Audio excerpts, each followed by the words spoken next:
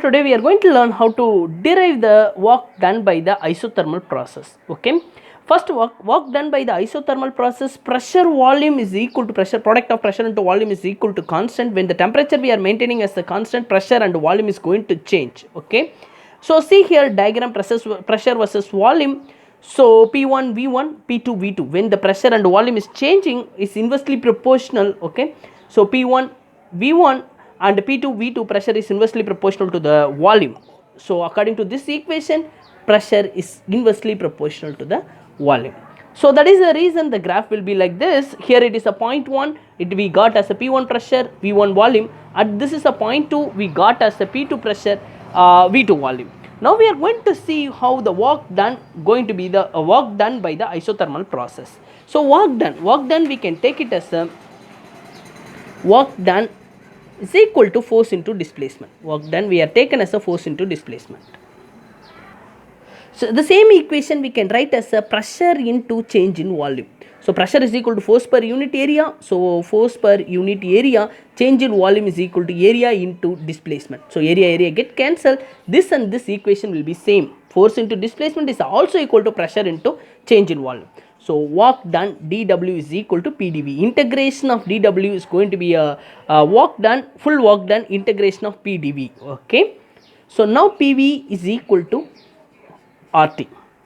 So as already said, R is a constant. I am taken V as a denominator. So P is equal to RT divided by V.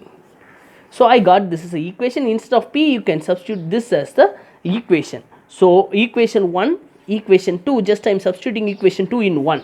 So finally I will get integration of RT divided by V dV. This is the equation I will get. So it is a work done, full work done, the limit lower work done volume 1, higher work done volume 2. It's going to be a volume increase from one point to another point. So finally we will get RT is the integration of V1 to V2 dV by V. So integration of dV by V will get as a ln V, integration of dx by x is a ln x. So finally we will get work done. After this equation, work done is equal to RT ln time of, ln means the base will be E, so ln times of V. Integration of dx by x, the answer will be x. Ln x, the integration of dV by V, the answer will be ln V. Ln means the base will be E. So here the volume 1 to volume 2 is getting changed. So temperature is maintaining constant. First higher limit, then minus lower limit. So RT, higher limit it's a ln, higher limit is a V2, it is a minus lower limit ln of V1. So in log, if you got minus, that going to be the division. So RT is equal to ln of E V2 divided by V1. If you want to make it ln as a log, you should multiple with the, it is RT, it's 2.302. Now the ln is going to become as a log, E is going to be changed to the 10. Okay, when E you want to change as a 10, multiple is the 2.302. So V2 divided by V1. Finally we will get 2.302 RT log times of base 10 V2 divided by V1. Already I said pressure and volume is a constant. PV, P1, V1 is equal to P2, V2 is equal to constant.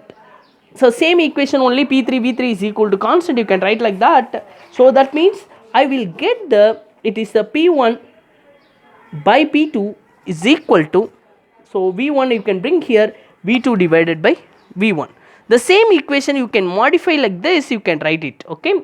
So this also can be done. So finally we got as a work done is equal to 2.302 RT log times of 10 V2 divided by V1.